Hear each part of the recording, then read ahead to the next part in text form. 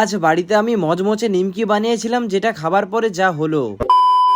দেখো, ঘুম থেকে উঠলাম, বাইরে বেরোলাম, তারপরে আবার গিয়ে ঘুমিয়ে পড়লাম। আচ্ছা, বলে না, কোনো কাজ না থাকলে যা অবস্থা হয়। এই কাজের কথা বলতেই আমার একটা কথা মনে পড়ে গেল। আজকে আমি নিমকি বানাবো। বাইরে থেকে নিমকি কিনা তো লেগেই থাকে, এই জন্যই ভাবলাম যে বাড়িতেই আজকে নিমকি বানানো হোক মচমচে। আর বাড়িতে নিমকি বানানোর মজাটাই আলাদা। এই যে তোমরা দেখতে পাচ্ছ, নিমকির সাইজে পিস পিস করে আমি কাটছিলাম। সত্যি আমার হাতটা খুবই ব্যথা করছিল। এই হাতের ব্যথা কমানোর জন্য আরো বেশি স্পিডে কাটছিলাম। কথা আছে না, ব্যথার উপরে ব্যথা দিলেই তো ব্যথা কমে না। কথা কি ক্লিয়ার না ভেজাল আছে? এই গরম তেলে যখন নিমকি গুলো ভাজছিল, আর নিজেকে আটকাতেই পারছিলাম না, মুখ পুড়ে যাক যাক যেন খেয়ে নেই সব।